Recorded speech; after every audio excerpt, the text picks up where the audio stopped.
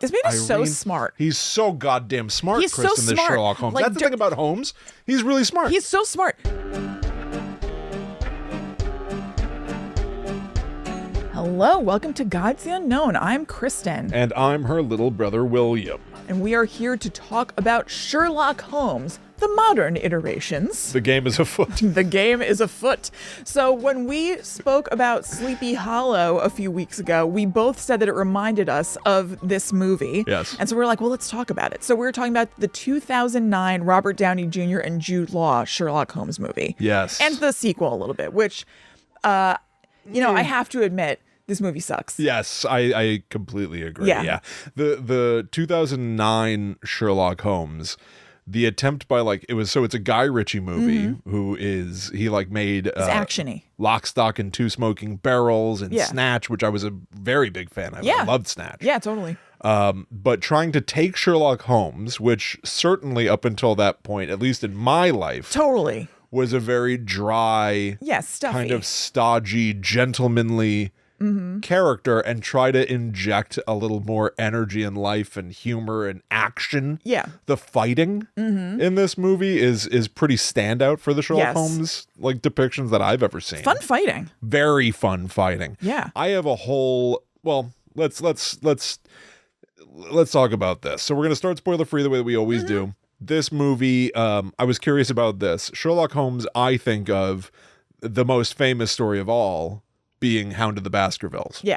Where the point of that story, for people who are not familiar but maybe just know the name or maybe not, who knows, the idea there was that an old man essentially died of fright. Right. Running from a great big glowing hellhound. Yeah. The Hound of the Baskervilles running across the Scottish moors. And so it was Sherlock Holmes versus the supernatural. Yeah, totally. Of what is this hell beast? How does it glow in the dark? And it's kind of that's a Scooby-Doo kind of premise. Yes.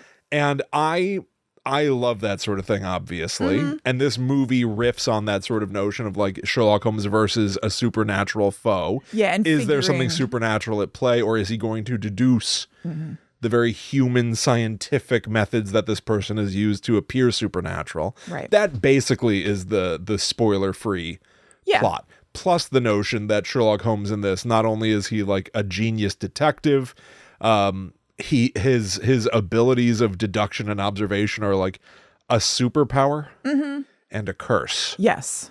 Yes. Where he seems like he can't turn off studying the world around him. Totally. In a way that's almost debilitating at times. Yeah. And his little friend. Me at the grocery store. There were points where he's, somebody says what do you notice, Holmes? And he's like, everything. And it's me being everything is overstimulating me. The price of eggs. What are those? Prickly pears. Yeah. Ugly fruit. So many people. Oh, the lines are too long. Yeah. Yeah. Me at kids' birthday parties. Yeah. We've gone to 2 birthday parties at a place called Rockin' Air. That's a huge warehouse of screaming children and trampolines. Oof. And it's Yeah. My dear boy. Let's crack on with this birthday party. Terrifying. Yeah, so we can go home. Yes. But so that's the bare concept of it. It is, but I would also say it's also cool, hot Sherlock Holmes, importantly. That's a good point. Yeah, it's not just that it's actiony. It's look at this cool guy instead of old man in a deerstalker cap. Which, yes, buttoned up and spotlessly clean and Victorian, but clean Victorian era. Yes, they were leaning into the things that at a certain point in time, it'd be Sherlock. Everybody knows that Sherlock Holmes is this super smart guy. He has his best friend Watson. But did you know that there's a certain read of the book where you realize that he's actually doing cocaine? Right. Did you realize that they have little mentions of certain fighting styles? They take all those little things and kind of bring them to the forefront here. Which I think is totally wonderful. Yeah, I think it's a great idea. The first movie, Sherlock Holmes 1, so good. is an easy recommend to me. Oh, yeah. An easy recommend. It's great. What is your history with Sherlock Holmes? I would say it's a somewhat storied history with Sherlock Holmes. I mean, somewhat, really? Right? Dad loved Sherlock Holmes. Dad loved Sherlock Holmes. So I feel we saw a lot of Sherlock Holmes, which is part of the reason why we're doing this Yes. episode, in fact. Yeah, it's Papa's birthday. It is. I'm sorry to interrupt you, but as of when this episode drops, this will drop on November 14th. Yeah. November 15th would be Dad's 91st birthday. Our father would be 91. Yes. Isn't that incredible? Yeah, totally. Incredible. And he loved Sherlock Holmes all our lives. I feel like he was quoting Sherlock Holmes to us, or trying to teach us, like, Oh, yeah. his interpretations of the methods. When you eliminate the impossible, whatever remains, howew improbable, must be the truth. I've said that to Zoe now. Yeah. I have. She doesn't know what I'm talking must about love yet. it. Yeah. Oh, yeah, she does. He had all this Sherlock Holmes ephemera around us all the time. It was Sherlock Holmes and Don Quixote. Yeah. And I'd say more Sherlock Holmes. There was just that yes. one Don Quixote statue Two. that was so ugly. Two of them. Two? Yeah. Oh, yeah. There was the big head and Yes. then the skinny guy. Yes. Yeah. But Kristen's holding a Sherlock Holmes walking stick right now, Yes. decorative walking stick, and a Dick Rogers authentic Original. prop. Yeah. Never used it. Sherlock Holmes chess set, Yep. always breaking, Always. always trying to glue the head back on Sherlock Holmes. Why was it break? Yeah, I just get knocked over by dogs' tails and stuff. Yeah, because we don't Yeah. take care of things. No. But so I think Mom still has the pieces. Yes. Which I love. But so yeah, I also always had Yeah. through Dad a huge fondness for Sherlock Holmes. Yeah, totally. I remember him trying to show me, and failing, trying to show me like the old black and white Basil Rathbone. Yeah, I remember watching those, but not being into it. Yes. Yeah. Yes. Too stodgy. Yes, definitely too stodgy. I read some of the stories when I was younger, I I liked those, but I didn't like the movies. I have somewhere around here one of those like big collected, like every work of, and I'm like, someday I would love to just be able to say that I read that. Have know you? what I mean? I did when I was younger, but don't think I have as an adult. I think at one point I did listen to some audio books that I think are narrated by Stephen Fry, who's in the second one. Yeah. And I think they were good. Okay. Yeah, no, I the only one that I really have read, I've read A Study in Scarlet, which is the first story. Yeah. But the one that I have really tried to like read over and over is Hound of the Baskervilles. Yeah. It's just so legendary. Yeah, totally. Yeah. And- I know. Study in Scarlet, Hound of the Baskervilles, and The Final Game, I think, are ones that I've stand never out read The for Final me Game. because that's the one where he goes over the falls. Yes, that's the legendary Holmes versus Moriarty. Yeah. Falling down Reichenbach Falls. Yeah. Hound of the Baskervilles in particular, I remember there being, I don't know if you worked at Barnes & Noble at the time, but I found a book called Sherlock Got It Wrong. Okay. And it was, I don't know who wrote it. I don't know anything Oh, about yeah. it. I do remember you talking about this. I Yeah. love this concept so much. Yeah, I don't remember how true I felt it to be, but I loved the core idea.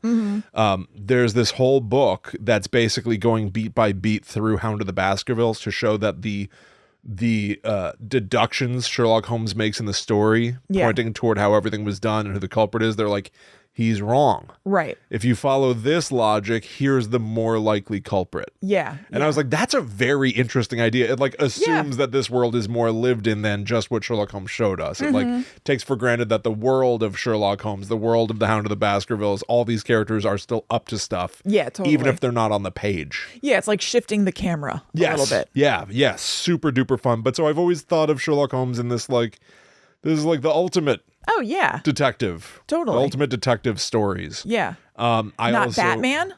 The world's greatest detective? Well, I don't think he is. I know. I'm still reckoning with my feelings know. about Batman. Yeah. I'm on record as loving Batman, but he's I'm not on the the world's record greatest as- detective. I think that Sherlock Holmes is the world's greatest detective. Oh, but can you imagine if Batman and Sherlock Holmes teamed up? Wow. They know everything about everyone. There's got to be isn't there some sort of Victorian? There Yeah. There are. 100% is, Yeah. But I also loved the Benedict Cumberbatch Oh, me too. Sherlock, especially those first two legendary Yes. seasons. Yep. And that whole idea of like Sherlock Holmes having the nemesis of Professor Moriarty, who's his equal in intellect, but on the evil side or Yep. whatever. Like it's very comic booky in that way Oh, yeah. or something. Yeah, it's very fun. Yep. Real kick-ass. Do you have any memory of how Dad felt about this movie?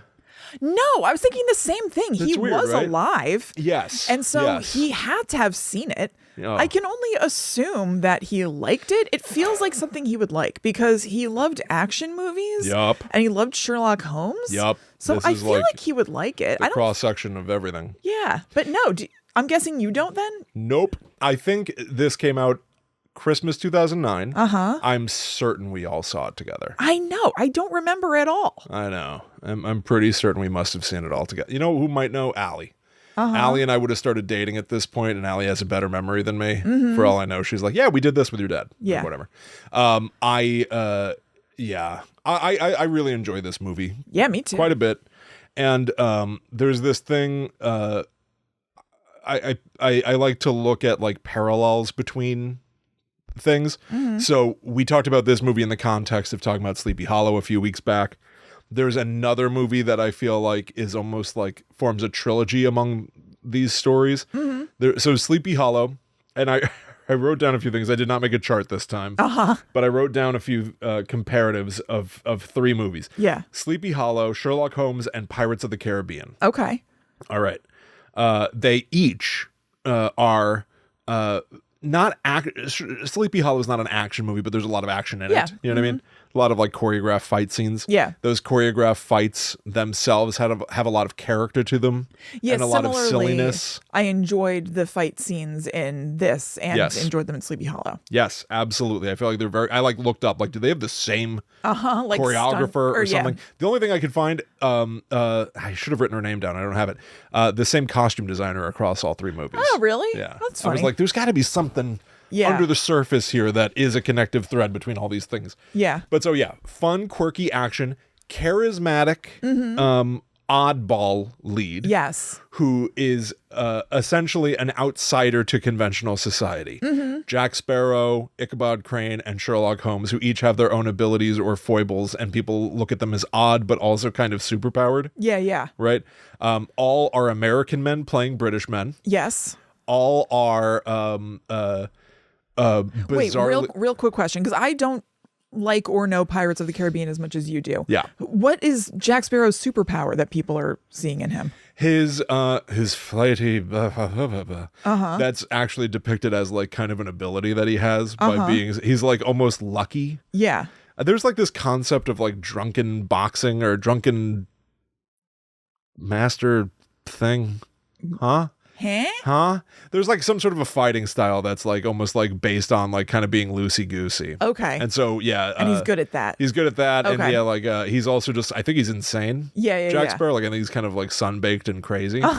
But so people kind of find it annoying, but also endearing. Yeah. And other characters in the world sometimes try to copy what he's like. Okay. You know? But so also these three charismatic American British men are up against the paranormal. Yeah. And sort of try to reject the idea that it could be paranormal and then inevitably try to kind of embrace that it's paranormal. I feel like there's something there. There are also three stories about the ends of eras. In Pirates of the Caribbean, it's like the 1720s. It's the end of the pirate era. Like the maps are getting like drawn. Yeah. There's nowhere to hide. In Sleepy Hollow, it's the end of bad science. Right. And it's Ichabod Crane trying to bring in the world of forensic discovery. And it's literally the end of the millennium, they keep saying. That's true. Yes, even though it was not. Right. And in Sherlock Holmes, it's about 100 years after Sleepy Hollow. It's another dawn of a new century. Yes. And it's about the dawn of like, it's about saying goodbye to Victorian England, I think. And embracing like the science of the future. Yeah. Which is almost indistinguishable from magic for them. Yeah. Radio waves and all that kind of stuff. Yes, totally. Do you feel like he's trying to embrace that it is magic at some point in this? He does a bizarre magical ritual. I think he's just trying to get into his head. Yes, I think so too. Yeah. But he sits down, he does a bizarre magical ritual. Yeah, but I think he's literally just trying to get into his mindset to figure out what his next move is. I don't think he's like No, I don't think that he believes it's paranormal or anything. Yeah. But yeah, those are just like some like top level parallels between these three stories that like I feel like they're arguably like riffing on very similar things. Yeah. Also, the core conspiracy in all three movies is kind of like this word salad of like a bunch of names. Yeah. And like it's like way overly complicated. Yes. God, in the second one, it is so complicated. The second Sherlock Holmes is like incomprehensible. Absolutely. I was like, I don't even know what the hell is going on here. Yes. But whatever. And they disregard that supernatural notion, totally. which I actually feel like, are you doomed if you tried to do it again? All I can see is that they were doomed for not doing it and going like political conspiracy, and it became boring and confusing. Yep. Yeah, so I do not recommend the second one. I don't either. All right. Yeah, Well, unfortunately. I think enough spoiler free. All right. We're going to launch into spoilers after commercials. So hang tight. Here go commercials, and then we're coming back. Boom. Whoa. We're back. We're back. All right, here we go. So if you would do us the honors, Kristen. I will. 3, 2, 1. She's an old woman. It is time. Here we go. So we're going to spoil There Sherlock is someone Holmes who they kind of treat as an old woman, to think of an old woman in the movie. Nanny. Keeps talking about their landlady, essentially, and calling her Nanny. Mrs. Hudson. Mrs. Hudson. How do you feel about Sherlock Holmes? The man. I love him. He's a delightful scamp. Seems like a real pain in the ass. Oh, yeah. But I love to watch him. He's great. I think this movie... Especially in this iteration, he's great. Yeah. He's fantastic. You know who's got it? Who's got the goods? Robert Downey Jr. Really does. What an actor. He really does. Whoa, mama. So I got the DVDs from the library to watch. I finally remembered to get them in time for the show. And so I watched some special features. I know like a million actors probably do this, but I thought this was so wild. I think he has a really good British accent. And there was some, just behind the scenes, he's flipping back and forth between just talking normal and British accent. So he'd be like doing Sherlock Holmes and being like, oh, this isn't a good example. He'd just be like, oh, the extensive or whatever. And then they'd be like, cut. And he was like, yeah, I know that one didn't feel totally natural. And then just go back into talking in a British accent. And I was like, good God, man. That's awesome. Yeah. That's amazing. It's better than being like, please refer to me as Sherlock. I can understand. Call me Shirley. Well, that would suck. But I can understand wanting to like stay in the accent maybe. Yeah. Just because I would imagine, I don't know. I would imagine it might be hard to flip back and forth between the two. So even though it's weird, I would understand being like, yeah, that one didn't feel quite natural. Let me try again just to keep in it or something. He might be more skilled than us though. Have you considered that? Perhaps you're right, my good man. Maybe you're right, old boy. But I was just like, wow, look at this guy. Yes. No, it is amazing. I know that like for like audiobook narrators, like sometimes they'll like perform a character. Yeah. So they're not reading the book from A to Z. They're like performing the character dialogue in a bubble. So they'll play like character A. And then they'll do all of character B's lines so that they stay in that mode. Yeah. He only has one mode to switch into, though. True. He just has to go from American to being like this. True. And that's it. Yeah. Still. I know. Yeah, it is impressive. Yeah. I think that this movie is like, it's so efficient. Yes. I looked at it. So like I watched some of it on vacation and then I watched and then I like put on the beginning again even this morning, and so I was like looking at timestamps just out of curiosity. Yeah. It's like a writing thing that like page 25 something very important, but so I like sometimes I look at that shit. So the opening of the movie is 7 minutes and it's like the cops are closing in on Lord Henry Blackwood, who is this serial killer magician mage. Dark warlock mage. Yeah, he's a magus. He's a magist, and he's killed 5 women. Yeah. And it's the cops closing in on him as Sherlock Holmes is closing in as well, but through his own methodology, which is like almost just like rolling around in the streets and stuff. And in those 7 minutes, we like learn so much. Oh, yeah. We learn so much. You see Sherlock Holmes like sneak into Lord Henry Blackwood's like little castle, and he sees somebody walking around like a henchman doing the rounds with a lantern. And then he ducks behind the door, Sherlock, and he's like, okay, head cocked to one side, possibly deaf in one ear. Like, you instantly... You're like, okay, this guy, like, gets a beat on things extremely quickly. I understand this. Yes. Yeah. And then he, not only is he able to, at a glance, determine a whole bunch of stuff. We all know Sherlock Holmes, but, like, a movie needs to, like... Just in case you don't, it needs to communicate. Display. Yes. So he has learned all this stuff about this one guy through 2 seconds of looking at him. But then he also starts to project, here's the proper way to handle this guy. Yeah. So I'll hit him in the head, then I'll punch him in the balls, and then Yeah. I'll break his jaw and whatever. Yeah. And so he thinks about all that. And the thought process is this slow-mo of doing all the hits. So you get like these great Yeah. slow-mo shots of like someone's jaw.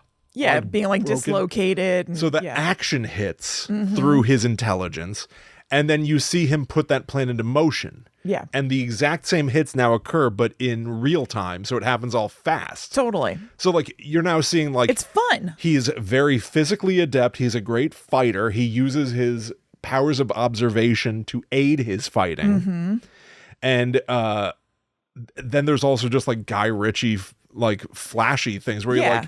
the guy's about to like, now Sherlock Holmes has like knocked out this henchman. Yeah. And as the guy falls, he like flips the man's hat off the man's head and like Right. flops it onto his own head. Yeah. The only reason to do that is so that there's a silly flourish. Yeah, it's just for style. Within It's 2 fun. seconds, John Watson will be with him, Jude Law. Right. And they're both wearing hats. They're like, good to see you, old boy.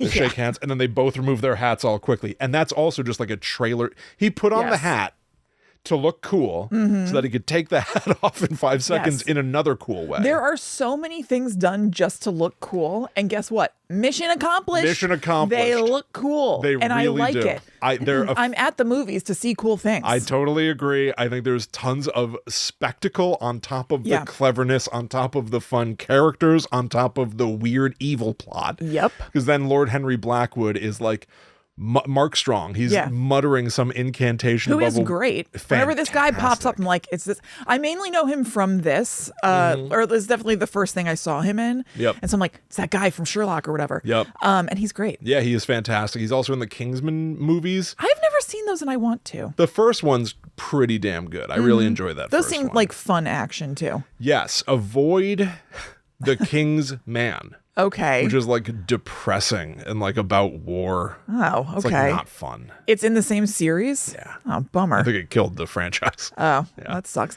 Is Colin Firth doing a lot of action in those, or is he Yes, just really? You would I love like to that see aspect of it. Yes. Yeah, that's fun. Very, very fun. But so, Mark Strong is like muttering an incantation. He's about to ritualistically sacrifice a lady who's right. I don't know if we ever understand what this lady's deal is. What's happening here? Good question. I mean, he may 'Cause now have that we're given in he may have given her spoilers. drugs or something. Like, yeah, he's part of like the Order of the Ox or something. Yeah. And they do all sorts of weird rituals and stuff. And his whole thing is kind of like upholding this idea that he's some sort of like grand master. Right. So he may have even just like given her something so that she's hallucinating just to uphold this whole thing. Yeah, That okay. like he is performing some sort of ritual. He needs to lie to Because everyone. because I mean he gets caught after this whole thing. He pays off a guard to act like he has cursed him. So there's Yeah, this guard true. who's like writhing outside of his cell. Everything is just done to uphold this idea that he's got these powers. Yeah. So I don't know. Yeah, you're probably right about that. I was just thinking, like, maybe he paid the woman too. But then I was like, well, wait. He's about to kill He was about to her. murder her. Yeah. How much money would you need for someone to pay Right. you to act funny before they kill you? Yeah. There's But no- I think because he has like henchmen and stuff who are around, he would Yeah. want them to think that he's doing something Yes. to her. Yes. So, He's lying to people on his own team too. Yeah. He's projecting this air that he is Lord Henry Blackwood, dark warlock. right. Who is doing real magic. But he also has like fun, weird toys. Yeah. Where like Jude Law goes in to like attack him or Oh, yeah. whatever. And Sweet. Lord Henry Blackwood turns with his hands in front of himself, like almost in prayer. Yeah. And Sherlock Holmes goes, "Oh, wait, like- Watson, no!" Yeah. And then he's like, jump with Yeah. these like two, I don't know, shillelaghs or something.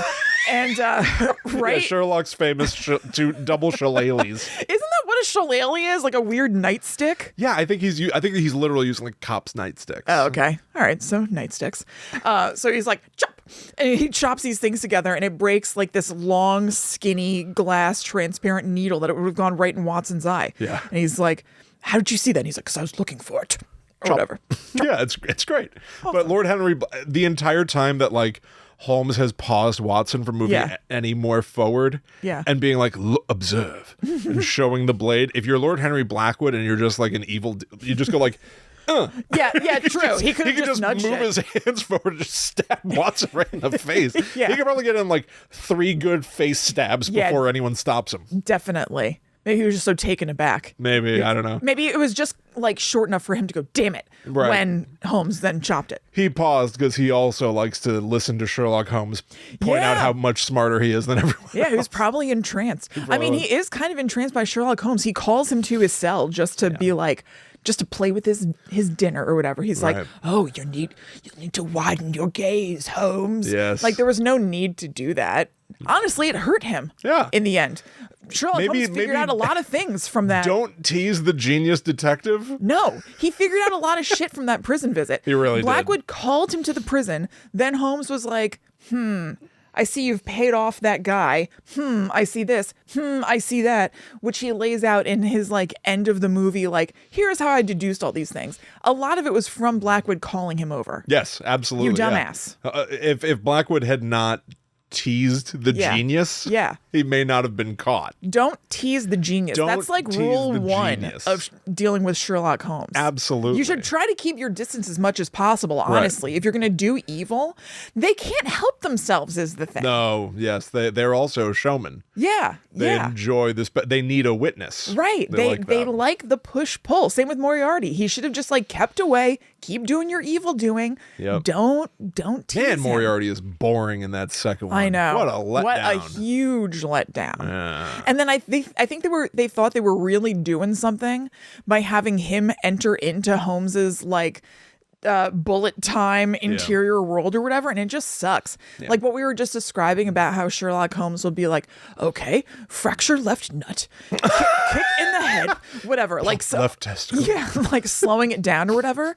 Like he's doing that, thinking about how to like thwart Moriarty, and then Moriarty's like, oh, you think you're the only one who can play this game. I know, it's like fighting with Yoda. Yeah, it's really annoying. It is annoying. And I think they were like, oh, whoa, it's going to show that he's not the only one who can do this. He's met his match. And it's like, ew, no, just get out of here. Yeah, they were trying to Why are you in the voiceover now? I don't like it. I know. They were trying to display the notion of like he's the same but evil. Yeah, I know. This is where it's just like, I remember at the time being like, oh, Sherlock Holmes and Iron Man are really interesting characters for Robert Downey Jr. to play, because especially at the time he was Iron Man 1 year earlier in May 2008.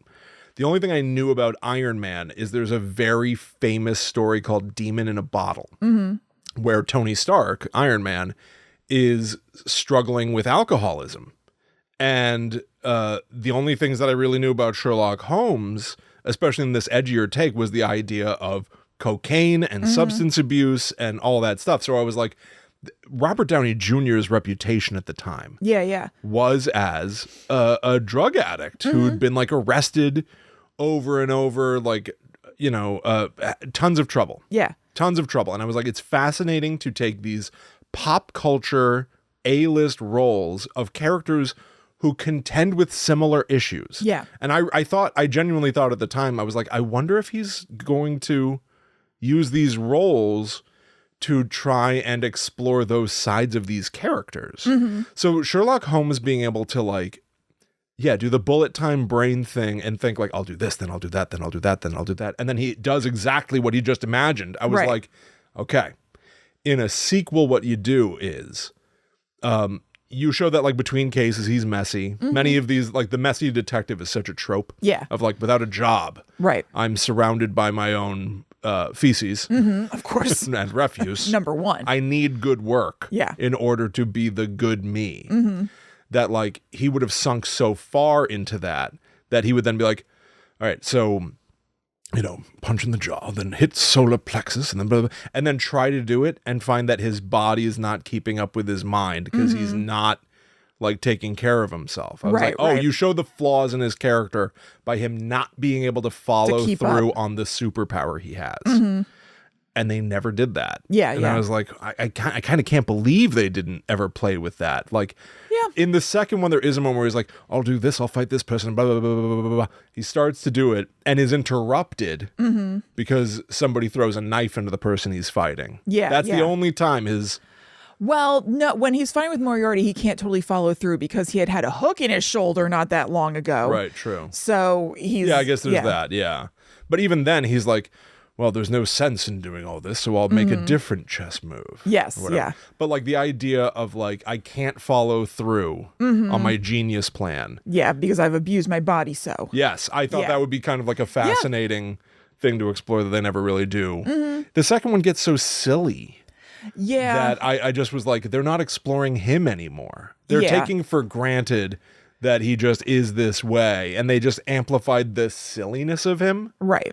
Like when he's whistling Mozart at a fight scene at the beginning. I know. It's like tedious. It's a different set of writers, and it's just... It's rough. You really feel it. And like in this movie, like when he's projecting, like, here's how I'll fight him, and I'll punch him in the nose, and I'll dislocate his elbow or whatever. In the second one, he goes, first we'll sizzle the ham. Then it's time to crack eggs. Yes. And that's like punching someone in the balls. And it goes, and then the confusing, it's like, now sizzle. Yeah. I'm like, well, what does that mean? Yeah, what does sizzle mean in the context? And then he just like punches the guy in the head. I'm like, why is that sizzle? Yeah, totally. What, this writing is not working anymore. And they're just trying to amplify that he's silly in the second one. It is a complete misunderstanding of what I view in the first movie. About the first. Yes, as like a fairly serious, like kind of wounded character. Well, yeah, and it's also reflecting like his intellect. Like when he's analyzing what to do, he is thinking about it in intellectual terms or whatever. Yes. He's not saying like, you know, crack the eggs and fry the ham or whatever. Right, like, yeah. It doesn't make sense to think in those terms when you're planning something out. Right. Like you're not being silly in your own mind. You're trying to think about how to kick this guy's ass. Yes. So why would you be joking in like, that first way? I'll fry his hams. It's like putting a torch on his butt cheeks. right. That would be fun. But no, it's just so goofy. Yes, it's way too goofy. And like, there's a great moment that I really, really like the scene where he's so also weirdly, this movie takes place where it's like Holmes and Watson have been detective friends for I don't know how long. Yeah. They've already had all their adventures. Yeah, I know. It's wrapping up in the first movie. Yeah, like Watson's moving out. Yeah, because he's gonna get engaged soon, and it's like, all right, we've already done this. it all. Yeah, and it's like, oh wow, that's a weird place to start with movie one, but okay, these characters have like a history. It's the end of an era again. But then Holmes goes out to dinner with Watson and his new fiance Mary. Yeah. And this scene is so good because it's like great. It starts with Robert Downey Jr. sitting and trying to listen to his pocket watch. And is that listening to the ticking of the pocket watch? Is that to keep his mind orderly? Because all the rest of it is this loud cacophony of like, yeah, he's like looking at everyone doing everything in their room, of like a waiter stealing silverware and the sounds of people laughing. He's just like, he can't turn it off. Yeah. And then he finally meets Mary, who he's a complete dick to. Yeah. And then I never really thought about this, but it's interesting. So he tries to use his skills of observation. She's like, I want to see what you can do. And so he insults her through his skills of observation or whatever. He's like, I see that all the jewelry you're wearing is borrowed. Yeah. And you don't have that money for that stuff. Yeah, you're a poor loser. You were engaged once, but you probably left him because he was a poor loser. Right. And she's like, well, you got it all right except for one thing. I was engaged and he died. I love her delivery on that. She's great. He died. It's like very hurt. Yep. She's wonderful. It's like hurt, but also matter of fact. Yes. And like, you dick. She's great. Yep. And she splashes wine in his face because she's like, you're being an asshole. And then Jude Law is just like, well done, old boy. Yeah. Like, you're an idiot. Like, as smart as you are, like, you're such a prick sometimes. They both leave, and then a waiter drops off food for Sherlock Holmes right away. Yeah. He got there and ordered food knowing that he would do something to make himself be alone. Yep. He knew already that he was going to make these people walk out on him. He's like, he's a hurt guy. Yeah, totally. Hurt people. Yes, they do. And he wanted to be alone tonight and maybe feel sorry for himself. Either wanted to be alone or he just knew it was inevitable. Good point. Right. just- I'm probably bound Yeah. to do something. Therefore, maybe I'll order my steak and eat it all May as gross well and just- wiggly. Yeah, I know. That bite he takes like. I know it's annoying. I don't like that part. Yeah, some of Robert Downey Jr.'s, he's got his eccentricities and Yes. he's got his style of doing things. He's very clipped. Yes. Very odd movements. Most of it I really like, but that part I'm always like, yeah. I know. But I like that scene so much. Yeah, it's great. And to punctuate it with the idea of like he knew or he assumed he was bound to do something to isolate himself again. He's like Yeah. a lonely Yes. guy. Yeah. It's good. No, it's really good. He's a little saddy. Yeah, the second movie has nothing to touch on with him No. anymore. He's really like not Yeah. a character with like an arc in that movie at all. No, definitely not. It's so strange. It really is. But then he has that awesome like fighting scene. I don't know what this is. He's like in a cockfight with some big Oh, beefy yeah, man. yeah. And it's like the boxing scene from Snatch with Brad Pitt. Yes, yeah. This movie, also like Sleepy Hollow, this movie is like so like desaturated and over contrasted. Yeah. It looks like black and white Yeah. in color. I love it. Yeah, it looks great. It looks so good. But he does his same like, here's how he's like toying with the guy almost. Yeah. And then the dude spits on the back of his head and he's like, Yeah. all right, it's time to end the fight. Yeah. So he just does That's a bunch quite of enough of that. Yes, he does like a bunch of crazy jujitsu or whatever and just Yeah, he ends like the fight. claps both of his hands on the side of the guy's head and then just like kicks his complete ass. Yes. Yeah. It's awesome. Yep. And you see Robert Downey Jr.'s like Victorian badass physique. He like Yeah. he's ripped in an unusual way almost. Or maybe it's just the clothes add to it or something. I mean, I think it's both. I think he's ripped, but he's not like bulky. I think that like we're kind of used to a big bulging beastly man. Yeah. I think we're kind of used to on screen seeing dudes who are ripped and they're doing things to deliberately like get huge. Like, I don't really know what you do. I think some of it is steroids, honestly.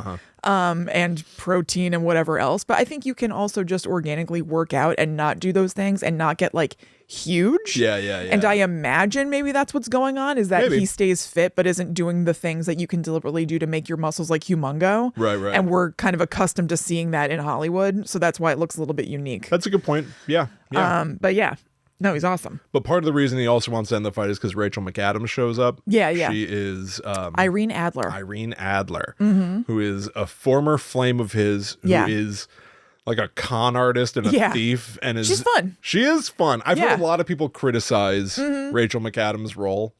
I mean, I think it's good.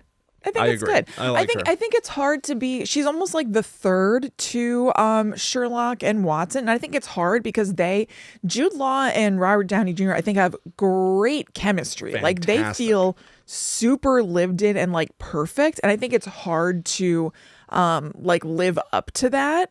So she's not really like an equal third in that, but like what can you do? I still think she's really good. I totally agree. They give her like one really badass moment where like some guy's trying to I mug her. love that part. That is It's so great. good.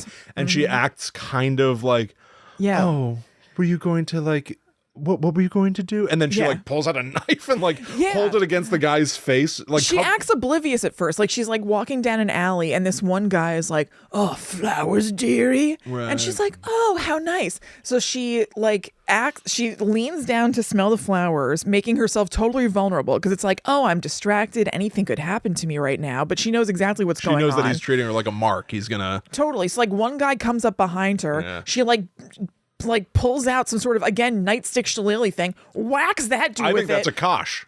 A kosh. I think you're right. I We think that played is a lot of kosh. sleuth. Yes, that is a kosh. That's a kosh. I think everything's a shillelagh, but none of them are. That's a kosh. when you're Irish, everything is a shillelagh. Yeah, you're right. So she whacks the guy behind her with a kosh, pulls out a knife and puts it to the gun. She's like, "Don't!" And then steals the flowers and steals his wallet. And she's like, "Thanks." and just like walks great. away. That's a great moment. It's awesome. You show that she's just as badass and deadly as everybody else. I love the like putting a knife on a person's face and putting your hand on top of the knife. I know. I don't know what that is. I don't know what's going on there, but it looks cool. It looks cool. Yeah, so fine by me. Again, I like Rachel maybe just McAdams. another Guy Ritchieism that I don't know what the purpose is, but nice. Yes, a lot of style. Yeah. But the movie also has the substance. Yes. Yeah, exactly. Exactly. So it carries it. It's not Yes. only that. So And it's the whatever. second movie is like, it's like the ingredients are wrong. Talk about ham and eggs. Yeah, I feel totally. like the second movie is a lot of style without substance. Yes. A lot of comedy without the seriousness. Yeah, The yeah. balance is wrong in the second one. That's Definitely. one of the biggest things to me. You know what I was thinking too about the second one? Like there aren't a lot of great characters to latch on to. No. Like she's not in it really. She's only in the very beginning, Rachel McAdams, and gets killed. And then we're introduced to like the new, because there's always got to be like a lady in it or whatever. The new lady in it is just like not really that compelling to me. No. It's Noomi Rapace, who had been in the girl with the original- dragon tattoo, the Swedish version. Yeah. And her character is just like not that interesting to me. And they're even just like the henchmen for Moriarty's boring, and then even his henchmen aren't that good. So like Lord Blackwood in the first one is like a really great character, and even his little like bad guys that he sends out are fun. Like Dredger, that like brick shithouse guy who keeps coming after them, is really interesting. I have no idea what the guy's name is in the second one, and it's just some guy who just like pops up and shoots at them. Sharpshooter guy. You know. Okay. It's just like not very compelling. Totally agreed. Yeah. Totally agreed. All right, we have much more to say. Oh, boy, we can keep talking. We haven't even talked about the dark arcane magic and murder. No, we haven't. The murders masquerading as magic, or are they perhaps dark magic That's right. themselves? Very fun. Bubbly. But first, we'll tell you about patreon.com/gttupod, because this is where you can go if you would like to support the show, which we appreciate greatly. And you can get access to the Netherworld Dispatch, which is our entire second podcast that comes out every week. And you can also get access to ad-free Guides to the Unknown, no commercials to fast forward through, no spiel in the middle like this to fast forward through, just pure show. Yep, the purity. I love it. High clarity. Yes. Yeah. Like a beautiful diamond. We've gotten it up to like 96% clarity. I've been watching Breaking Bad clips on like YouTube Shorts. Yeah. They keep talking about like this meth is at like 97% clarity. The last batch was 92. Can you believe it? 92 sounds pretty good. I know, doesn't sound bad at all. So yeah, I guess like the ad-free version is like the Walter White perfect meth version of Guides to the Unknown. Yeah, it really is. Yeah. High clarity. You can see right through it. Yeah. The most recent episode of the Netherworld Dispatch is episode 239. It's the first time we've ever put a curse word in the title, uncensored. Oh, yeah. Shitty Frankenstein. Yeah, so, everybody's really enjoying the new Guillermo del Toro Frankenstein. More power. But we decided to look at the trailers for some other shittier Frankenstein movies and discuss. And it was fun. Oh, it was so much fun. And it was good. And it was good, yes. Yeah. We looked at I, Frankenstein. Yeah. It was like action Frankenstein. Yes. We criticize like sexy Frankenstein in those movies. What do you think about sexy Sherlock Holmes that were like so positive? I know. It's like not to, it's because they have the substance. It's just a good movie. It's just good, yeah. What are you going to do? So we looked at that. We looked at the Robert Downey Robert De Niro. Oh, Apologies. yeah. Sherlock Frankenstein. Jesus Crying. Christ. Yep. We looked at Van Helsing. I have a feeling we'll be looking at Van Helsing again. Oh, yeah. Very soon. Yeah, I think we're going to watch Van Helsing and cover it at some point. I really... Because it looked bad and good. Yes. And we got a couple of comments somewhere from people being like, that would be fun. Yes. Yeah. Yes. Along with The Mummy. Oh, yeah. I don't know. I think I'm ready for The Mummy. Oh, God. I don't know. Well, anyway. I'm surprised people were surprised I didn't like it. There was a previous uproar about me not liking it. This is just the second wave of it. Yeah, that first movie. People love that first movie. No, I know, but I'm saying I've talked about not liking it before. Yeah. But I don't know. I guess people were surprised and new. I guess so. Yeah. So that's the Netherworld Dispatch. Go check it out. Super fun. Patreon.com/GTTUpod. Yeah. We also have a lovely review here. Books Between Bells. Says, scary funny friends. Absolutely love this podcast. I've been listening to them since episode 1, and they are the epitome of scary fun. I became so addicted to my weekly dose of laughter therapy that I happily joined their Patreon, and I've been having a blast ever since. Kristen and Will make you feel like you've been friends for ages, and when you become part of the Patreon Discord, you'll meet even more fun and spooky friends. Highly recommend, and if I could give them more than 5 stars, I would. Love you guys. 5 stars. Oh, that's so nice. I think, I could be wrong, and I'm sorry if I'm wrong. I think that is Amanda. Look. Thank you so much. Okay, I Bingo. am right because we record live on youtube.com/GT2UPod and we have a live chat going and Amanda happens to be here. Very cool. So, Thank you so much. Thank you so much. That's so nice. I love that. Thank you very, very much. I love that people love the show. Yes. What a trip. Yep. Crazy. Yep. I love the show too. I do too. I feel like, and this is like such like a cursed thing to say, probably shouldn't say this. I feel like we've been getting better with time.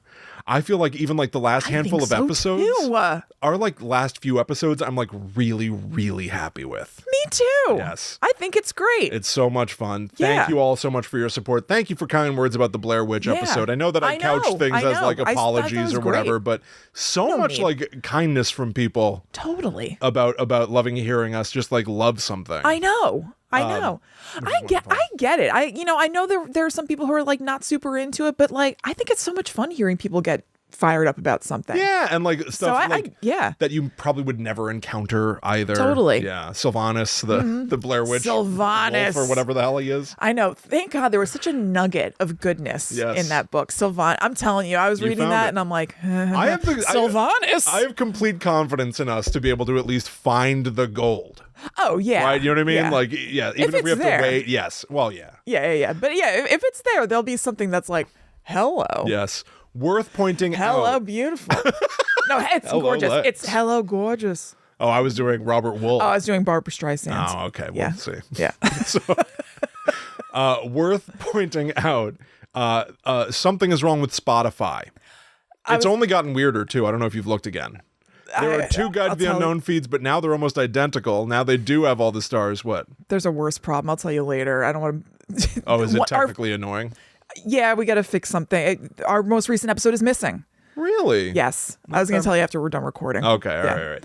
Something's wrong with Spotify. We're going to try to have all the correct links on scaryfun.fun. That should be where everything is always up to date. Yeah. But so apologies for that. But thank you all so much for your support and for sticking with us. I feel like we're only getting better. Absolutely. All right. So I think I know. More. Yeah, Maggie in the chat says Spotify is also showing ice ads and people are boycotting. Yeah, maybe it's not so much a problem. Yeah, I guess that's true. Yeah, I don't use it, but no, I never use it. I know now we have to like distance. I never go to Spotify. I swear to God. I swear to God. No, I'm not just saying. Well, I was even thinking about that. I was like, in the world of Star Wars. Yeah. Let's say that you had we do a podcast in the world of Star Wars, right? Okay. And you live in the world where like the Empire looms large. Yeah. At least we're trying to like offset or bring joy or call out horse shit as it crops up. Yeah. And it's like we're on the Empire's net. The Empire's internet. You know what I mean? Like, I don't know. I don't know everybody. What can you do? Yes, I totally agree. Yeah. But so, yeah, Apple Podcasts is out there. Yeah. Pocket Casts. That's a big one that I used to use when I was on like Android and stuff. Yep. Yeah, that seems like a favorite. I just use the native Apple app, but yeah, exactly. Yeah. It's hard to find something that doesn't have some problem up the chain. Totally. You know what I mean? But yeah, and I just use YouTube for we're music. Doing what we can. Yeah, we just want to get the word out there. Yeah. So we'll try to ice. figure it out. Abolish ice. Absolutely. Like genuine, true life evil is like all around us. Wait, I thought you started with the word eat. So I thought you were going to say eat shit. I thought you said eat genuine crunch true the ice. Life. Yeah. Yeah, so nobody's saying that. Crunch the ice. Chomp, chomp, chomp, chomp, chomp. All right, everybody. Let's talk about Sherlock Holmes shit again. Yeah, okay. After one more commercial break. Okay, we're back. So, what do you think of Jude Law? I think underappreciated. I agree. Or like under-championed. In general, you mean? I don't know about in general. I've not seen a lot of Jude Law's movies and stuff, but I think in this movie, obviously it's the two of them. It's Sherlock Holmes and Dr. Watson. Yeah. But Sherlock Holmes, Robert Downey Jr. is just such a polarizing figure. Or like attention grabbing figure. Although in the second movie, maybe he is. In the second movie, he does wear the costume of like an old Chinese man, and I'm like, that second movie has a lot of. There's some stuff across both of them, but that second movie is very problematic, actually, in multiple ways. I was like, this didn't age I know well. they talk about gypsies all the time and shit. It's crazy. Yeah. It's crazy. Yes. And like Robert Downey Jr., I appreciate greatly. Yeah. But like that Tropic Thunder character, which I know that's the point, and yada yada yada. I've never it's like, seen it actually. Tropic Thunder is a bad time. It just time. It is a feel bad movie. It never appealed to me, and that's not me. It's kind of nasty. So I'm saying that to me, like I was never like, oh no, I know this isn't good. I don't know. I've just never seen. No, it's that fucking Tom Cruise I character that TGI Fridays bartenders love. And I saw a kid dressed like Les Grossman for Halloween this year. Not in real life. I saw it on the internet. If Les Grossman came dancing down my street, I'd just be like, no candy for you. Yeah, absolutely. Wait a minute. What do you mean you saw somebody dressed like Was it ironic that they were dressed like Les Grossman this year? What are you talking people love about? that Tom Cruise character. That's they love insane. it. People seem to love that movie. And I'm like, that's the movie that brought us like, and I know that they were poking fun at these notions, but it's like, they brought us Simple Jack. They brought us the Robert Downey Jr. blackface man. Don't know what that is. Simple Jack is like, you never go. I can imagine. You never go full R word. Wow. You know I what I'm really saying? don't know about Tropic Thunder. Who Thunder. played that? Ben Stiller. Tropic Thunder is a feel bad movie. It's like, Oh my God. yeah, very. You know the movie Very Bad Things? You know Yeah, yeah. Or just like everything that happens is like it's comedic, but it's comedically dark, but it's not dark in a fun way. It's dark in a feel bad way. Oh my It's like Zoolander 2. Some of Ben Stiller's stuff is just like dark. boy. Okay. I gotta reacclimate. Like take a shower dark. I didn't know about I knew about Robert Downey Jr. and I actually don't even totally know, honestly. I can picture him. Well, he's making fun of pretentious. The problem is he's making fun of pretentious method actors, right? Who embody their characters and won't break. So his character in the movie is playing a black man, right? So he tattoos his body. Okay. It's making me laugh now because it's just so insane. He tattoos himself to be black. Okay, and he lives as a black man, but he's a white British guy. And it's like the point is to take down people who think that's okay. Yeah, okay. And so it's the one blackface character that I guess gets a pass or whatever. I've just always been like, this is like a relic of a listen, without getting too deep into this. Sure, too deep into Tropic Thunder. Especially, it was never okay, but especially in a pre-2016 world. Sure. Shock comedy was the comedy of the time. Look how not racist I am. Yes. I'm saying something racist. Yeah, totally. And it was never okay. We've only learned increasingly how not okay it was. This sounds wild. Oh, yeah. Okay. All right. I can reorient myself. Woo. Yeah. Once it became clear that entire shock comedy thinking numbs people and empowers shit totally. like Trump, it's like, man, throw that shit in the trash. Oh, yeah. Yeah. Throw that shit in the trash. No one needs that anymore. No. So just not necessary. Not good. I don't even know. I don't even know how we got on that tear. I apologize. Because we were talking about how there's like weird, not cool stuff in the second Sherlock Holmes movie. His old Chinese man character. Yeah. Nah, you don't need to trot that out. Yeah. Just because you can doesn't mean you should. That's like a movie. You don't have to. Yeah, you really don't have to. Yeah, it's part of the character work of Sherlock Holmes. The idea that he wears disguises. Yes, of course. And he does wear a disguise in this. He plays street urchin beggar man. Yeah. He plays German doctor man. This one is really disguise heavy. Yeah. Yeah. Or the second one. They both have disguises. But the second one's really disguise heavy. Yeah, he shows up as Victorian lady. Yeah, yeah. And then it looks like he and John Watson are like in flagrante delicto. Yeah, they're playing with that stuff a lot, which I kind of appreciate, but whatever. Interesting. Yeah, there's a lot of it. Yeah. And the second one also confusingly has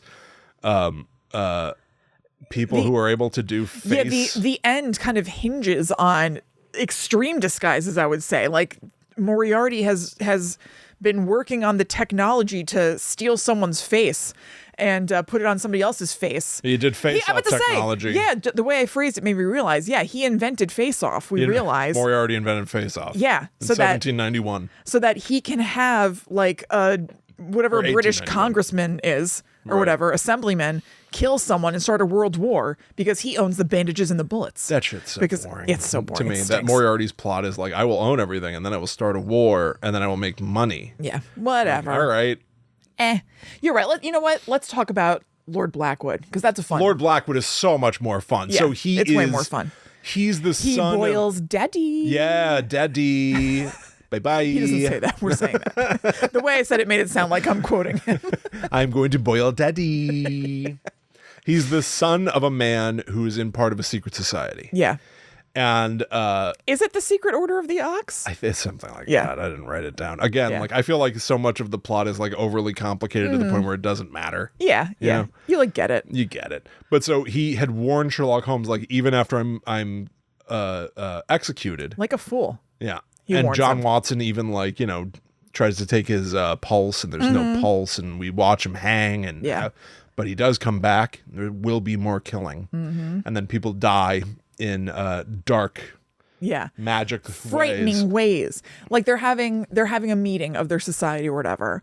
And the society people think that Lord Blackwood is dead, but then he comes down the stairs and it's like, ooh, but this one guy knew. And he's like, yeah, we're gonna take over Parliament or something. And there's this other guy who's like, no, you're not. I won't let you. And he pulls out a gun and It's awesome. Yeah, it kicks It's ass. so good. It's almost funny. Yeah, it's great. And Blackwood's like, I wouldn't do that. And he shoots the gun, and then he goes on fire. It's like, whoa. Basically, the moment the guy pulls the trigger, he Yeah. himself bursts into flames. Right. That's crazy. And so all the people in this secret society, and it's not just like, it's not secret society where it's like, oh, we're just pulling the strings behind the scenes. This is a secret society that is like magic. They're doing rituals. It's a spiritual, dark magic secret society. They're like, oh my God, magic is real. Holy shit. We just watched Lord Blackwood stop someone from shooting with a gun and made the man burst into flames. Totally. And also we watched him die. Like it was a public hanging. And now he's just walked down the stairs in front of us. Oh my God. And it's all old white men. They're probably all like, oh my God, magic actually is real. Like we've been hoping that it is, but we've never seen proof. Like now it's real. So he's like, don't worry, gentlemen, we are protected or whatever. And then he's like, come, drink from this chalice. So they like all come drink from the chalice or whatever. And then you find out later when Sherlock Holmes is like laying out like, oh, I know how you did all this stuff, that man who came in to be like, no, I'm not going to follow your plot, like walked through what he thought was rain, but was actually like gasoline or something. So he was like, full of gas. And the moment he farted, it sparked an explosion. It erupted. Engulfed him. Yeah. Yeah, no, he was like, he was sprinkled with some flammable goo. Yeah. And then the spark from his gun, which I guess was also tampered with. Yeah, it was. It was like it wouldn't shoot the bullet. Oh, okay. Then, that spark made him erupt into flames. Then he jumped out a window and smashed into a carriage down below. Like, it's great. Yeah, it kicks ass. And then Blackwood with his own dada. Yeah. He goes into Dada's bath chamber. Yeah, Dad takes a bath in an awesome bathtub. I would love to have that bathtub. I love a bath. Yeah. I want to get my bath refitted someday. That's something that I would like to do. Get like a bigger bath. Anyway, Okay. this guy's taking his bath in like a giant copper tub or whatever. And Blackwood, like, I don't know, had his like little henchman guy figure out some sort of like concoction that would only turn poisonous when it was combined with hot water and copper of the bath, and then slipped that into his dad's bath salts. Yep. Awesome. Now, why did he do that one, though? Because no one was witness to that. So did he need his dad to think that he was boiling alive due to dark magic? Like, his dad was the witness to his own death, so was Blackwood trying to... I don't know that was necessarily to seem like black magic. I think it was just to have there be total confusion about why he died. Because I think when Sherlock Holmes was like laying out what happened, he was like, oh, very clever for it to like all go down the drain or whatever. So when people arrived, it just like, happened to boil. Yeah. And for an audience, obviously, you want the audience, like us, we saw, to be like, it's boiling. But like when the, constable arrived, they just didn't know what the hell had happened. Like it just looks like the guy just like died in the bathtub or whatever. Fair enough. Yeah. And Holmes was pissed that they had drained the bath. Yes. Where he's like, good, you're thinking about the comfort of the dead man. Yeah. That's also like an old Sleepy Hollow kind of notion. Yeah. Of like, you guys are like not... They weren't preserving the scene. Like they didn't know what to do yet. And Holmes had only... You must never move the body. Why not? Because.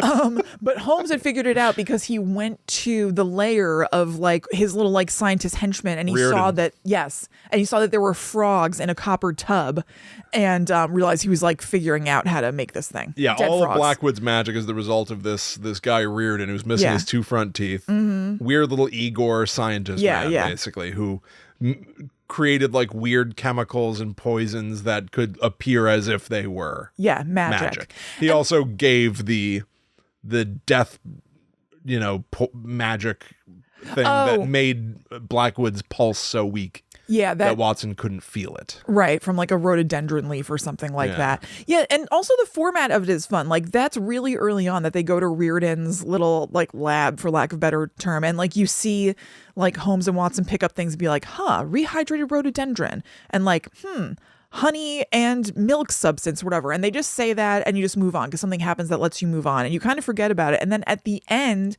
when Sherlock Holmes is like laying everything out, he's like, oh, so you had your tomb made out of sandstone sealed together with honey and milk that would wash away when it rained. And you're like, oh, so that's why they showed us that earlier in Reardon's lab or whatever. And we just like forgot about it. And that's so perfect for a movie mystery. Like they showed you the clues. We just don't understand them. Sherlock Holmes can understand them. And they even show like when they go to, because they get called to where Blackwood is buried, and it's like this blown, this like exploded tomb or whatever, and this guy who like works in the cemetery is like, I saw him come out, I saw it explode, whatever. They show Sherlock Holmes like pick up a little piece of the tomb that's exploded and like taste it, and you're like, what the hell's he doing? But you just like move on from that. It's because he tasted it and he realized it was honey. Yes. Wonderful. And it's fun too because like you assume and he doesn't say anything about it. Because this version of Sherlock Holmes is such a weirdo. Yeah. Him picking up a rock and licking it could just be like, he's so weird. He probably thinks he's deducing something or whatever. It's so good. Yeah. It's so good. It's fabulous. And then what is there another murder? I actually wrote down the murders. Is there another like big weird murder, or there was intended to be? Well, do you, like at Parliament? So like so after that guy explodes in flames, he has all those dudes in the order drink something. And you're like, okay, it's just part of their ritual or whatever. But it's really that he's giving them this, I don't know if you would call it an antidote when it's beforehand, but for all intents and purposes, this antidote for something that for gas that he is going to let off at Parliament the next day. Right. Because he wants all the people in Parliament he wants to kill everybody in Parliament except for his crew in the order, and for them to further think that like, wow, we truly are part of a magical order. This guy is somebody that I should be super loyal to because, oh my God, magic is real. Like all these dudes died. There's no reason that I shouldn't have died because they don't realize that they took an antidote to the gas that has been released in Parliament. Which is also awesome. Yeah. That's also very clever. Yeah, it totally kicks ass. But of course, Sherlock Holmes prevents that gas from going off, so none of that happens. And it turns out that the only reason that there is any nudge of a Moriarty in this movie, which there is, like he's like a Thanos type. Yeah, he's like in the shadows. He hired Irene Adler to find the scientist man. He hired her to ask Sherlock to find the scientist man because he basically just wants to engage Sherlock in this whole thing. Okay, maybe I missed that. But so it turns out that the way that Blackwood will trigger this chemical weapon that'll kill most people except for his antidote-laced followers. Yeah. He has the world's first at the time radio transmitter. He has a remote control. He has a clicker. Yeah. And the clicker He's got the clicker. Can trigger the chemical reaction downstairs. And it turns out that all of this, chemical weapons and magic and blah, blah, blah, blah, blah, blah, blah, set all that aside, Moriarty wants the power of radio waves, being able to remotely detonate something. He's after that. Right. And I love that too, that it's like the ultimate bad guy. He makes it seem as if, oh my God, Moriarty probably wants the bomb. No, he doesn't care about the bomb. No. He cares about this particular component. Yep. Which is new technology, like this electrical technology. Yeah, because he's this nut job who like not only is, he wants to start a world war because he has all the bandages or whatever, but he's also just some sort of like, I don't know, anarchist and also just violent psychopath guy. So he's just like setting off bombs like all around the world for some reason, I think, right? I don't know. Well, that's more of a question for the second movie, I guess. Yeah. In the context of the first movie. Yeah, it's just as simple as he wants the thing. Who knows what he's up to, but he's after something that's much less grandiose than anyone would expect, because the implications of this technology could have far-reaching applications. Yes. That's in the first movie. Moriarty is an exciting mystery. Yeah, totally. And he does seem spooky. His face is always in shadow. Yeah, you never see him. Because they had not at the time cast Jared Harris or anybody. Yeah. I watched this on Apple TV for this show where they've put, I just said his name. Jared Harris? Jared Harris. They put Jared Harris's voice in the movie. Oh, okay. When I first saw the movie. It's not his voice on the DVD. Yeah, then you saw then you saw the DVD that was made before the sequel was made. Yeah. After the sequel was made, they redubbed Sherlock Holmes to have Jared Harris's voice. So you got to have the Moriarty that's like, what we've got to do then is this. Yeah, he's like spooky and mystery voice man. Yeah. And then in my version, he's up here. Yeah. Well, look out, there are secrets all around us. And it's like, Yeah. That's a I sequel generally like Jared Harris. I really only know him from, he was great in Mad Men, and then I can't remember what else he's been in. But yeah, I don't know. The Moriarty just isn't really good. Let me tell you another weird thing about watching it on DVD. Both DVDs started with an anti-smoking ad, and they were so weird. Like the first anti-smoking ad, I thought was just a normal commercial for something else. It started off as a commercial for soda called Splode, and I was like, what is this? It was like Splode. It was like kids like what's it called? Bungee jumping off of like a mountain, and it was like, yeah, Splode, we love our Splode soda.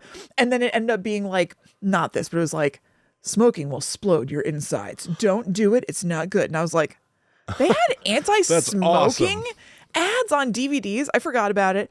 And then the next day when we watched the second one, there was a different anti-smoking ad. And I was like, what is this? I don't remember there being any sorts of ads besides trailers on DVDs. And I was watching with Ryan. He was like, is it maybe because he smokes a pipe? And there was some sort of like thing. So I Googled it, and that's exactly what it was. In 2008, there was some sort of like agreement between the California, anti-smoking board and like 6 different studios that any DVD that was rated G, PG, or PG-13, they would put anti-smoking ads in front of. It's just, okay. Oh, excuse me. Anything that was G, PG, or PG-13 and depict any sort of smoking. It wouldn't just be on like Piglet. Well, then they also need to have an don't drink formaldehyde ad. I know. And a don't drink eye surgery goo ad, which evidently was a cocaine reference. Yes, it was. Saw that on like IMDb. Same. Yeah. Okay. I mean, I don't view Sherlock Holmes as a role model. No, I don't either. I know, it's weird. I was like, oh, okay. I guess it's just because it was painted with a broad brush. Anything that depicts tobacco use, we put this in front of. But like, I don't know. I didn't think he made like smoking a pipe look so cool that we needed to thwart this. He looks like a very troubled individual. Yes. He's cool. But it's not like... Not going to pick up a pipe habit. You're not going to be like him if you smoke a pipe. No. Anyway, that's bizarre. Yeah. Wonderful scene where they go to Jigsaw's lair. Oh yeah, with all these pigs on hooks. Yeah, totally. This is weird, right? Yeah. And that's because the poison is fermented in the bellies of dead pigs. Yes. Which is bizarre, but whatever. Totally. Irene Adler's almost going to get chopped by a pig chopper, but Holmes she gets so close. Gets between her and the blade. Which I like puts himself in danger. Yes, he's a gentleman. And then a fantastic moment, the slow-mo bomb explosion. Yeah, great. That is so it's awesome. Good. By the way, the music, the score in this is so good. I think it does I'm not gonna say it does a lot of heavy lifting because it's sweet anyway, but it like makes all the moments cooler. It's like very atypical. It's like plunky piano, plunky violin or other string instrument. It's like really unique and cool. It kicks ass. Like during that slow-mo bomb thing, it's just this like kind of screechy, makes it sound not good, but I don't know what else to call it. Screechy-esque violin playing on its own. Like a slow tempo violin. It's awesome. On an action explosion. And yeah, you're right. Like, you would not anticipate that in an action movie to have like slow music and a big exciting moment or whatever, but it's dangerous. It's like great. Watching Jude Law turn and scream like, Holmes! And then get blasted apart, and Robert Downey Jr. is running and like picks up part of a box just in time to block himself from an explosion and run to get. I was like, this man is so smart. He's so goddamn smart, He's Kristen, so this smart. Sherlock Holmes. Like, That's the thing about Holmes. He's really smart. He's so smart. During an explosion, even he's like, what can I grab to cover myself? Yes. I don't know if I would have the forethought. And then we find out later that during the explosion, he was like, this is a unique pinkish hue. Yes, because I know. he realizes later in his like download to the bad guy, he's like, during that explosion, you used something that glows with a unique pink hue. Yes.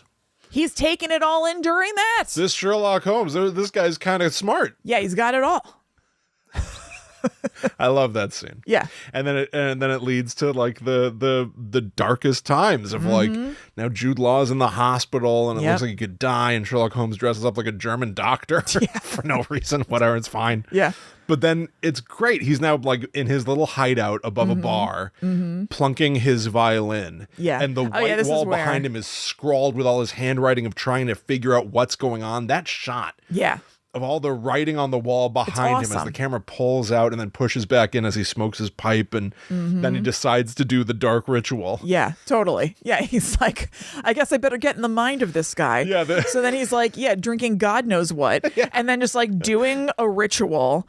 And it's an awesome montage. It's so good. He's just like sitting in the center of a pentagram, just like drawing an ox, drawing like a deer's head, whatever, just like going through the motions. Cutting blood out of his thumb and stuff. And like, it's like really weird. It's super weird. And then by the end, he's like, I've got it. This has happened at this spot. And I don't understand any of it. No, absolutely not. He's like, this is the ox's head. This place. This is the pig. Here. Next up, Parliament.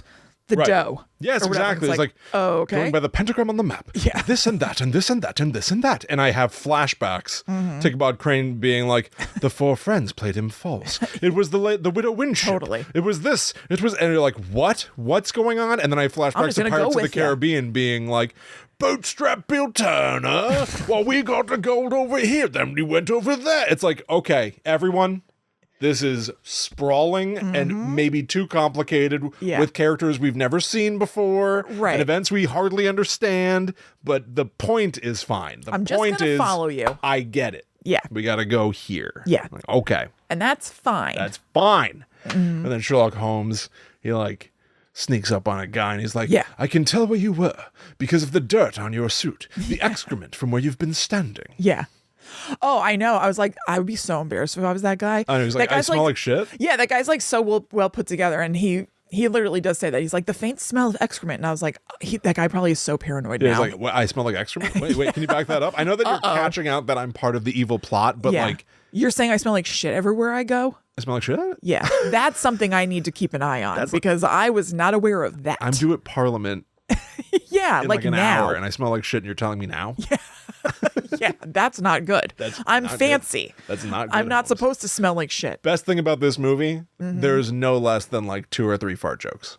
Yeah, absolutely. They're Gladstone, the dog farts. Oh, it's great. Yeah, great dog, by the way.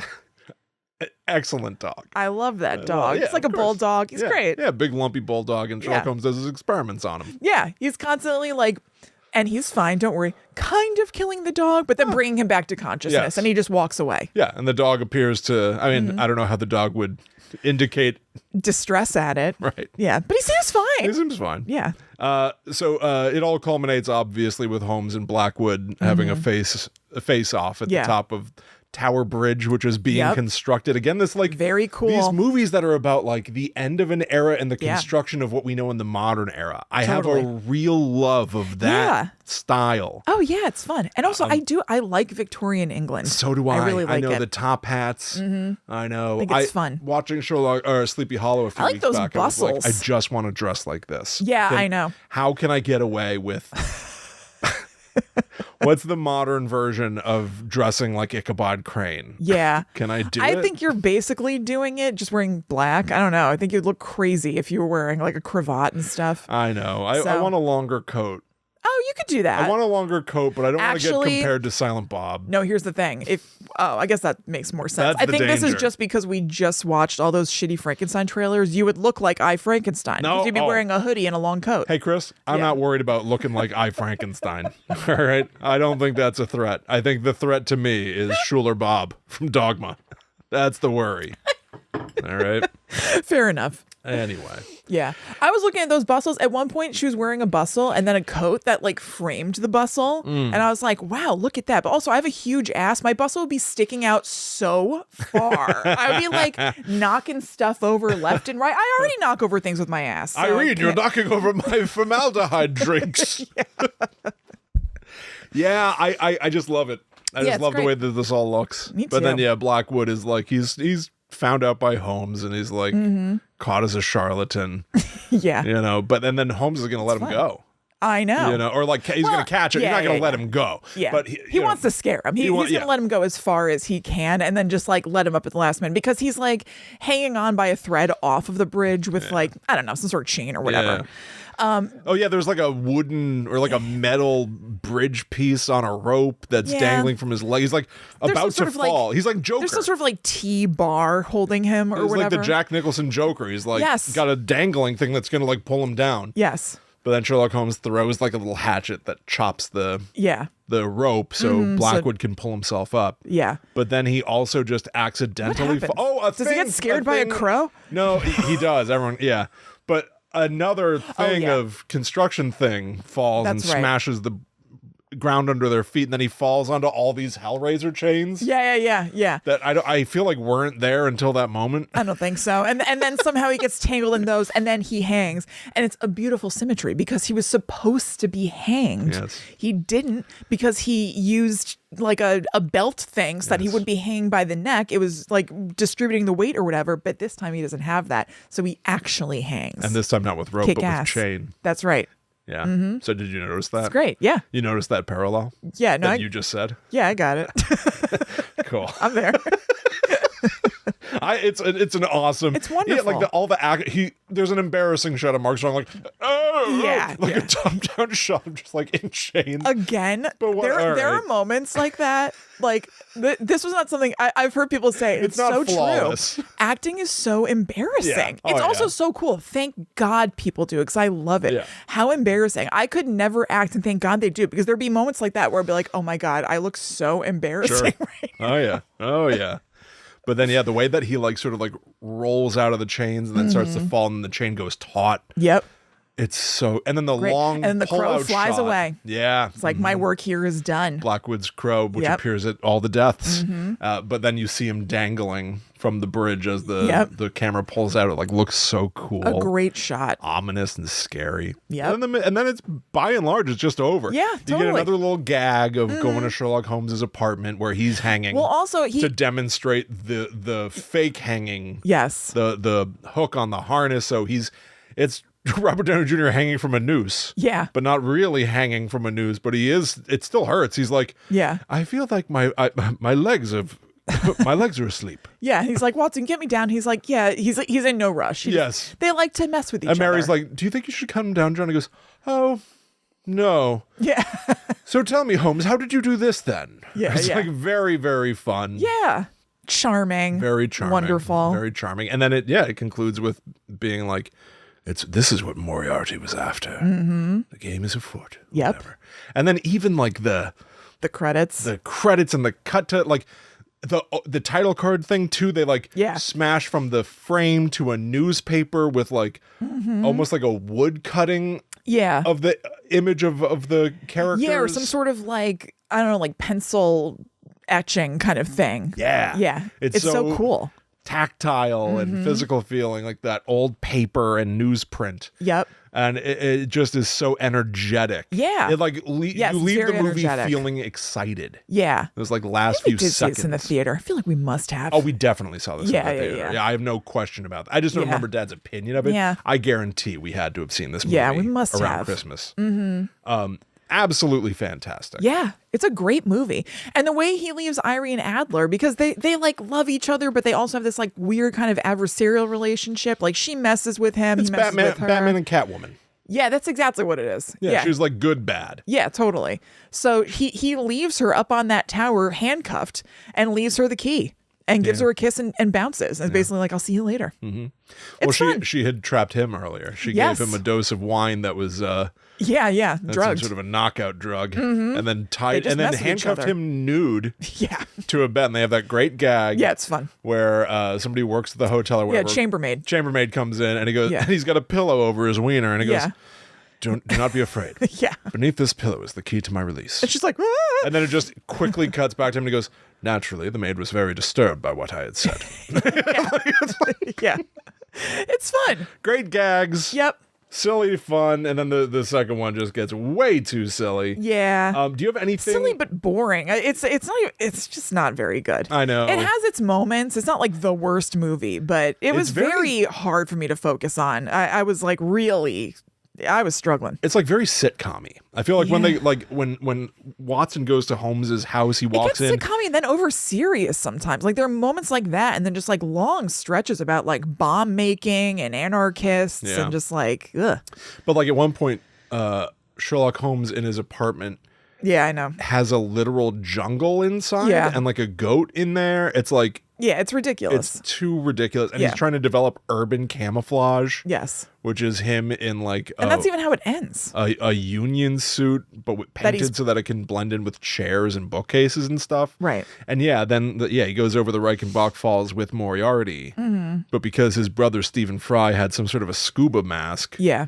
It's implied that that's how he survived, and he sends the scuba mask to Watson, who is writing up their mysteries. And which is fun, because that is the way that the books are structured. They're like Watson's account of their adventures together, so I like that. I did also I thought it was fun that, you hear Holmes's voiceover through a lot of the movies, and after Holmes is supposedly dead, it switches to Watson's voiceover extremely briefly, at the end. I thought that was like a fun little device. Yeah, it's not all bad or anything, but it is very dull and very obsessed with itself. Yeah, it's very convinced that it's clever. Yeah. But this first movie. Oh. And that is why we sort of folded the second movie into this conversation. It's not, there's no chance of us. It's not worth its own episode. No way. Yeah. But this first movie, I mean, it sets up. It's so. It's fab. It walks the walk. It talks the talk. Mm-hmm. It's got the paranormal. It's got the action. It's got the mystery. It's got the silliness, the cleverness. Yeah. Absolutely fantastic. I love it. And there was supposed to be a third one. Mm-hmm. It was supposed to come out in 2020, or either come out or be made in 2020. For obvious reasons, it wasn't. Mm-hmm. Somebody just asked Susan Downey, who's Robert Downey Jr.'s wife and also a producer, about it last month. And she gave a pretty diplomatic answer. I can't really imagine that it'll be made. She was like, yeah, there were so many great ideas for it. It could have been this. It could have been that. We talked about having them go to America for something. And I know that Robert still would love to do it, but just doesn't seem like there's a whole lot of there's no motion on it, actually. Yeah. And people have also asked Jared Harris about it. Apparently it pops up on his IMDb from time to time that it's in production. And semi-recently, in the last year or two, if I remember, he said when that comes up, I take it down because there's nothing on it. And then people always ask me about it when it pops up on there. So just no, there's nothing going on. Yeah. And same with basically the exact same sentiment from the guy who plays Inspector Lestrade. Somebody asked him about it, and he's just like, yeah, I would love it to happen. Yeah, but he's just missing nothing. from the second one. He's not in it momentarily. Oh, is he? I don't even remember. He is at the very end. They send him Moriarty's book of secrets and money. He's in it for 2 seconds. Oh, that's right. But that Lestrade, mm-hmm. that was it's an important ingredient of the established police force not getting along with Sherlock Holmes. I know. I thought it was weird. That second movie just doesn't have. It's like a spy movie. It's they just keep going to the other countries and sneaking around, and it just doesn't have the juice. Nah. Just have them solve a case. That too is something that's maybe it's just too complicated. Way too complicated. I think that maybe sometimes, who knows, but people think that and I get it. Sometimes it does work, obviously. You have a first thing that's we have to make the second thing bigger. And I don't know. I don't know if you always have to. I don't think so. Yeah. I think the ingredients were all there to just tell a compelling story. I think it's fine to do the second thing But again, I think you've got to... the same thing again. I wanted them to explore his character more and highlight some of his potential weaknesses so that he gets better and better and better. Mm-hmm. I really think that his superpower of... planning and Yeah. executing Yeah. is too perfect. I Yeah. feel like you do something to break that so that he fixes it by the end better Yeah. than ever before or something. Yeah. But what was I gonna say? Is it weird to you at all that like for doing a Sherlock Holmes movie, which was such a fresh take, they also just didn't use any of the established stories? Yeah, it is. Yeah, it is It's weird. very surprising. Yes. Like it's kind of incredible that this It's worked fine, at all. but weird. Yeah, totally. Yeah, They this use is- like inspiration from them, but no, not straight up adapting stories. Yeah, very unusual. And it worked in the first one, and Yeah. then does not work in the second one. No. So I don't know. Yeah. But there you go. That Yeah. is Sherlock Holmes, another wonderfully spooky detective story. Yep. I love that. Me too. Well, thank you for hanging out with us, everybody. We really hope you enjoyed it. We'll be back next week. And in the meantime, you can join Patreon. You can get access to a ton of episodes. I mean, we have 239 bonus episodes waiting for you right now over there. We also have movie commentaries, a Discord, all sorts of stuff. So go take a little browse over there. You can also follow us on social media. We are at GTTUpod, and you can follow us individually too. I am at Chillin' Kristen. I am at The Myth Traveler. So we'll be back next week talking about God knows what, but it'll be creepy. Yeah. Until that time comes, we must travel. Back to the netherworld go we. You know, it does make a considerable difference having somebody with me upon whom I can thoroughly rely. Yes. I don't know what he says then. He's just, He goes, yes. yeah. Oh, That's the kind of chemistry. yeah, that's right. That pops. Yeah. Oh, yeah. That's the good stuff. Oh, yeah.